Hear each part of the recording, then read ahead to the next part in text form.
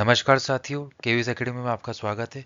साथियों, daily current affair की class में करंट अफेयर से रिलेटेड जो भी क्वेश्चंस होते हैं उनको हम एमसीक्यू के माध्यम से देखते हैं साथियों, और साथ में जो फैक्ट होते हैं उसको भी हम यहाँ पर कवर करते हुए चलते हैं साथियों। और बताना चाहूँगा, अगर आप ये पीडीएफ डाउनलोड करना चाहते हैं तो वीडियो के डिस्क्रिप्शन बॉक्स में हमारे टेलीग्राम चैनल का लिंक अवेलेबल है, वहाँ से जाके आप इसको डाउनलोड कर सकते हैं। तो आइए साथियों, पहले क्वेश्चन की तरफ चलते हैं। राष्ट्रपति भवन में उस उद्यान का नाम क्या है जो 2 फरवरी से 30 मार्च 2025 तक जनता के लिए खुला रहेगा? साथियों, आपके ऑप्शन है कंपनी गार्डन, अमृत उद्यान, रोज गार्डन या शालीमार बाग। तो साथियों, कमेंट सेक्शन में इसका उत्तर दें।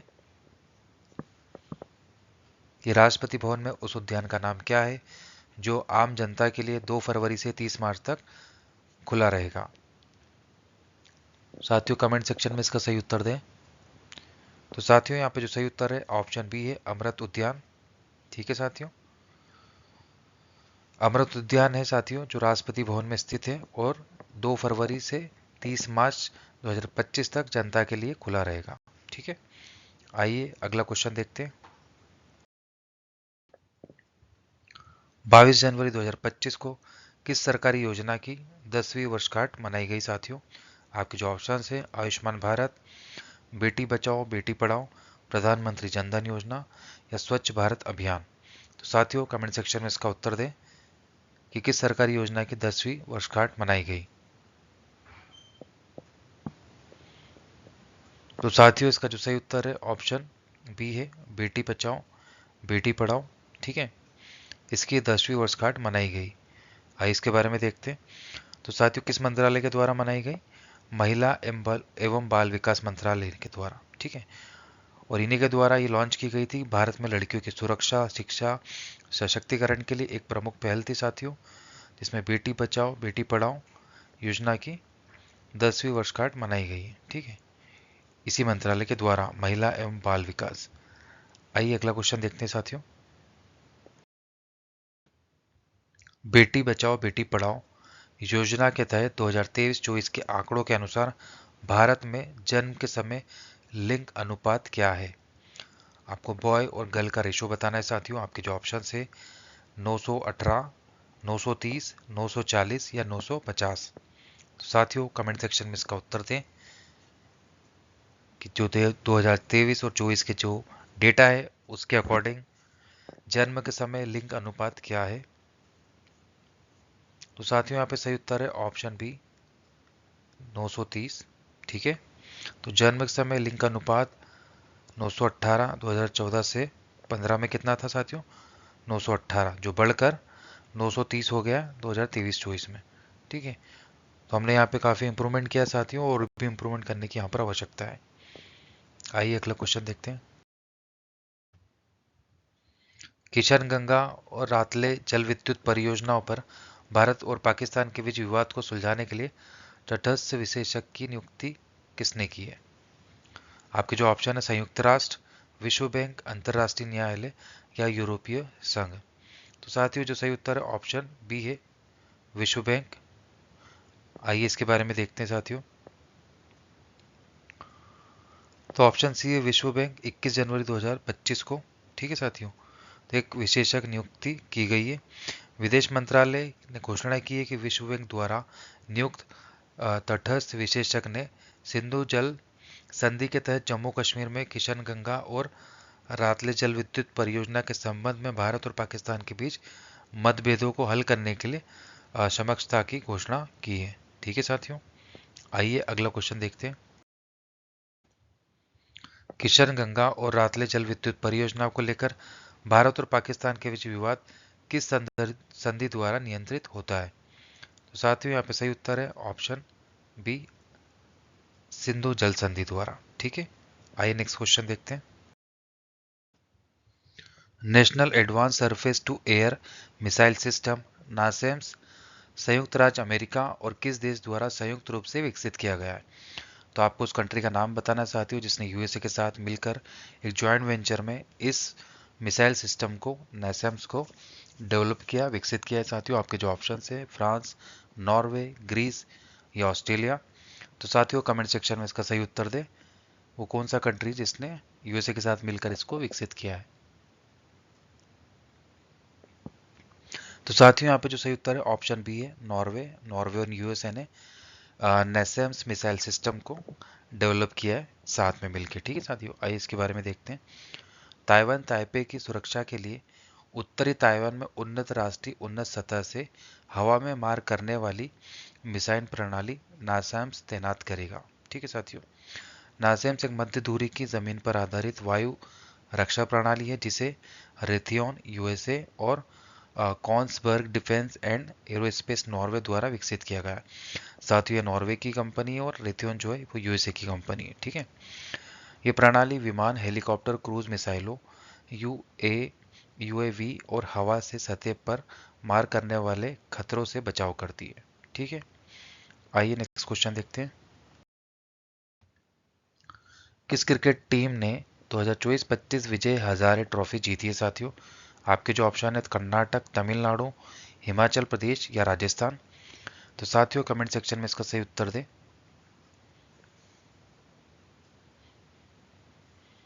तो साथियों यहाँ पे सही उत्तर है ऑप्शन ए, कर्नाटक द्वारा 2024-25 की विजय हजारे ट्रॉफी जीती गई है। ठीक है साथियों, आइए इसके बारे में देखते हैं। कर्नाटक पुरुष सीनियर क्रिकेट टीम ने 2025-24 के फाइनल में विदर्भ को 36 रन से हराकर अपना 5वां विजय हजारे ट्रॉफी खिताब जीती है। इनकी 5वीं ट्रॉफी थी साथियों। ठीक है, फाइनल 18 जनवरी 2025 को गुजरात के वडोदरा के कोटाम्बी स्टेडियम में खेला गया साथियों। ठीक है, इस जीत ने घरेलू क्रिकेट में कर्नाटक के 5 साल के खिताबी सूखे को खत्म कर दिया। बीसीसीआई द्वारा आयोजित विजय हजारे ट्रॉफी 38 रणजी टीमों की ओर से खेला जाने वाला एक प्रमुख 50 ओवर का एक दिवसीय टूर्नामेंट है। ठीक है साथियों, आइए अगला क्वेश्चन देखते हैं।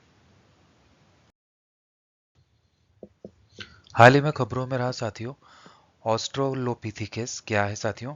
आपके जो ऑप्शन है विलुप्त प्राइमेट्स की एक प्रजाति, मछली की एक प्रागैतिहासिक प्रजाति, पारंपरिक सिंचाई तकनीक या मेंढक की नई खोज की गई प्रजाति साथियों। तो साथियों इसका सही उत्तर देने की आप कोशिश करें कमेंट सेक्शन में कि ऑस्ट्रेलोपिथिकेस क्या है।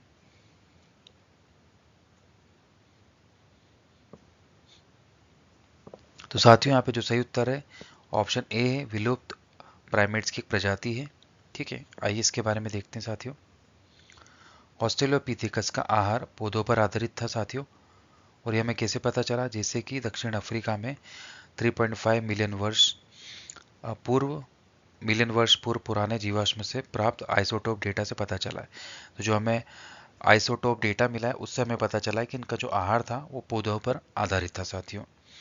ऑस्ट्रेलोपिथिकस प्राइमेट्स की एक विलुप्त प्रजाति है जो प्लियायोसिन और प्लिस्टोसिन युगों के दौरान 4.4 मिलियन से 1.4 मिलियन वर्ष पहले के बीच थी साथियों। ठीक है, जीवाश्म पूर्वी, उत्तरी मध्य, दक्षिणी अफ्रीका में पाए गए थे और नाम का अर्थ क्या है साथियों? दक्षिणी वानर। ठीक है, इथियोपिया से प्रसिद्ध लूसी जीवाश्म 3.2 मिलियन वर्ष पहले का है। ठीक है, उनमें मानव जैसी विशेषताएं, सीधे चलना, छोटे कुत्ते और वानर जैसी विशेषताएं, चपटी नाक, छोटा मस्तिष्क और मजबूत भुजाएं शामिल थी। ठीक है, आइए अगला क्वेश्चन देखते हैं साथियों। किस संगठन ने रक्त कैंसर के इलाज के लिए दूसरी लिविंग दवाएं कार्टेमी को मंजूरी दी है? आपके जो ऑप्शन है भारतीय चिकित्सा अनुसंधान परिषद आईसीएमआर, ऑप्शन बी है साथियों केंद्रीय औषधि मानक नियंत्रण संगठन सीडीएससीओ, ऑप्शन सी है अखिल भारतीय आयुर्विज्ञान संस्था नई दिल्ली, या ऑप्शन डी स्वास्थ्य और परिवार कल्याण मंत्रालय। तो साथियों यहाँ पे जो सही उत्तर है ऑप्शन बी है केंद्रीय औषधि मानक नियंत्रण संगठन सीडीएससीओ द्वारा कार्टेमी को मंजूरी दे दी गई है। आइए इसके बारे में देखते हैं साथियों। केंद्रीय औषधि मानक नियंत्रण संगठन ने दूसरी जीवित दवाएं कार्टेमी को मंजूरी दे दी है जो रक्त कैंसर के इलाज के लिए डिजाइन की गई है। एक चिमेरिक एंटीजन रिसेप्टर है, सीआर टी सेल थेरेपी है। ठीक है साथियों, जीवित दवाओं में रोगी की कोशिकाओं को संशोधित करना और उन्हें शरीर में फिर से शामिल करना शामिल है। और कार टी सेल थेरेपी एक अभिनव इम्यूनोथेरेपी है जहां कैंसर कोशिकाओं को लक्षित करने के लिए टी कोशिकाओं को आनुवांशिक रूप में इंजीनियर किया जाता है। टी कोशिकाओं को रोगी के रक्त से निकाला जाता है। प्रयोगशाला में मानव निर्मित रिसेप्टर कार के एक जीन जोड़कर संशोधित किया जाता है। ठीक है साथियों, तो रोगी के रक्त से जो कोशिकाएं होते हैं निकाला जाता है और एक मानव निर्मित रिसेप्टर्स होते हैं, ठीक है, उसकी मदद से एक जीन को जोड़कर संशोधित किया जाता है जो टी कोशिका को कैंसर कोशिकाओं को पहचानने में मदद करता है। ठीक है, आइए अगला क्वेश्चन देखते हैं।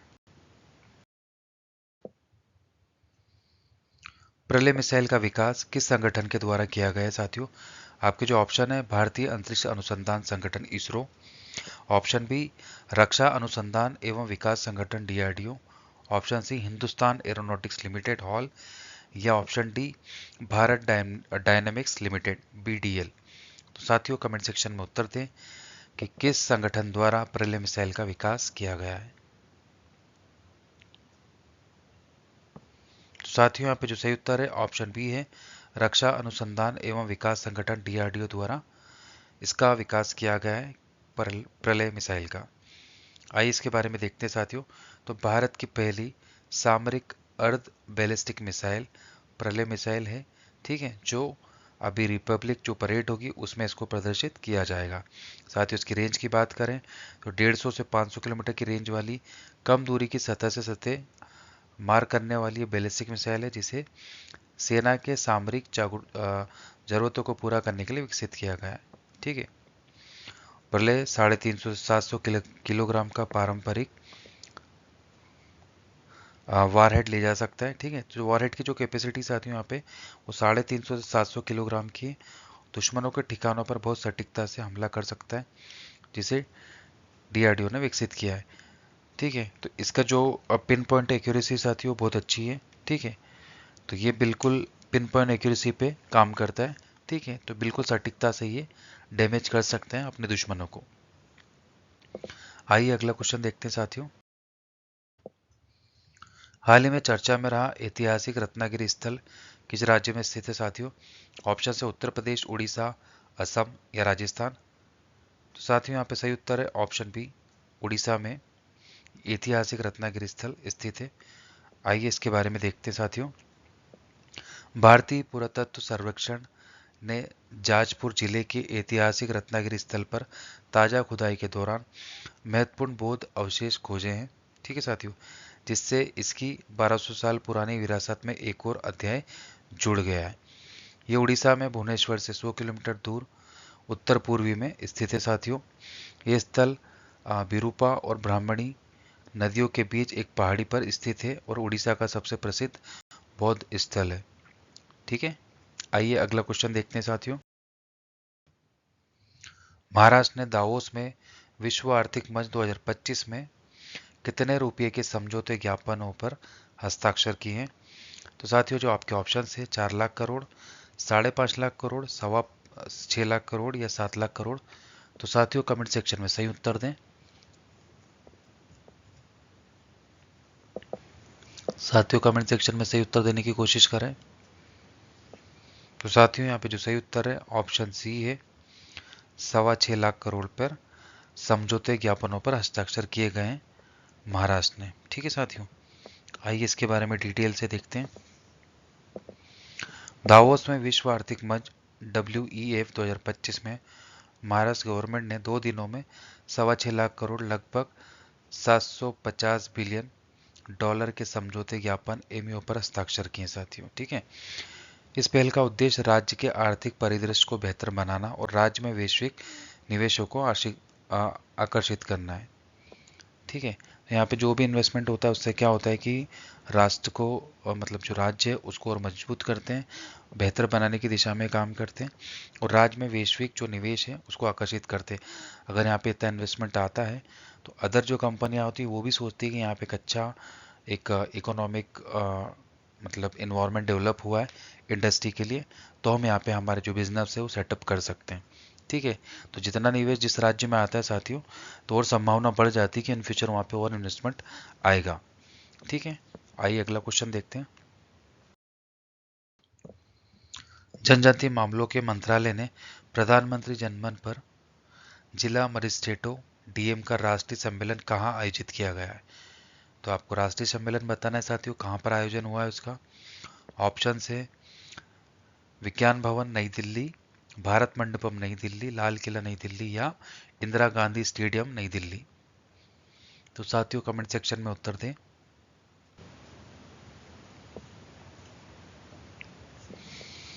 साथियों यहाँ पे जो सही उत्तर है ऑप्शन बी है, भारत मंडपम। ठीक है, और ये कहाँ पर है? नई दिल्ली में। आइए इसके बारे में देखते हैं साथियों। जनजातीय मामलों के मंत्रालय ने हाल ही में नई दिल्ली के भारत मंडपम में प्रधानमंत्री जनमन पर जिला अधिकारियों डीएम का राष्ट्रीय सम्मेलन आयोजित किया है साथियों। सम्मेलन का उद्देश्य क्या था? विशेष रूप से कमजोर जनजातीय समूह के सामने आने वाली अनूठी चुनौतियों का समाधान करना और राष्ट्र के सामाजिक आर्थिक ताने बाने में उनके एकीकरण को बढ़ावा देना। ठीक है, तो ये इसका उद्देश्य था साथियों। आइए अगला क्वेश्चन देखते हैं। हाल ही में चर्चा में रही प्रलय मिसाइल किस प्रकार की मिसाइल है साथियों? आपके जो ऑप्शन है सतह से हवा, सतह से सतह, हवा से सतह तक, या इनमें से कोई नहीं। तो साथियों कमेंट सेक्शन में इसका उत्तर दे। प्रलय मिसाइल के बारे में ऑलरेडी हम पढ़ चुके हैं, तो ये किस प्रकार की मिसाइल है?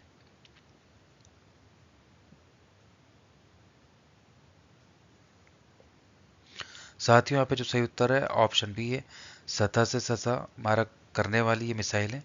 ठीक है, आइए इसके बारे में देखते हैं साथियों। रक्षा सचिव ने हाल ही में बताया कि पहली बार स्वदेश में विकसित प्रलय मिसाइल को गणतंत्र दिवस परेड में प्रदर्शित किया जाएगा और इस स्वदेश में विकसित कम दूरी की अर्ध बैलिस्टिक सतह से सतह पर मार करने वाली मिसाइल है साथियों। ठीक है, इसे रक्षा अनुसंधान विकास संगठन डीआरडीओ ने भारतीय बैलिस्टिक मिसाइल कार्यक्रम के पृथ्वी रक्षा वाहन के आधार पर विकसित किया है। ठीक है, आइए अगला क्वेश्चन देखते हैं साथियों। पहला अंतर्राष्ट्रीय ओलंपिक अनुसंधान सम्मेलन कहाँ आयोजित किया जाएगा? आपके जो ऑप्शन है साथियों भोपाल, जयपुर, नई दिल्ली या गांधीनगर। तो साथियों कमेंट सेक्शन में इसका सही उत्तर दे कि पहला अंतर्राष्ट्रीय ओलंपिक अनुसंधान सम्मेलन कहाँ आयोजित किया जाएगा।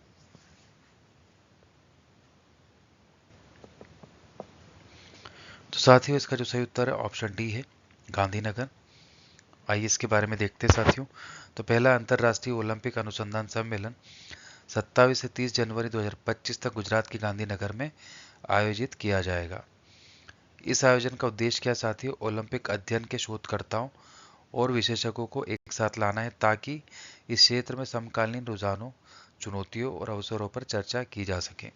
ठीक है, आइए अगला क्वेश्चन देखते हैं साथियों।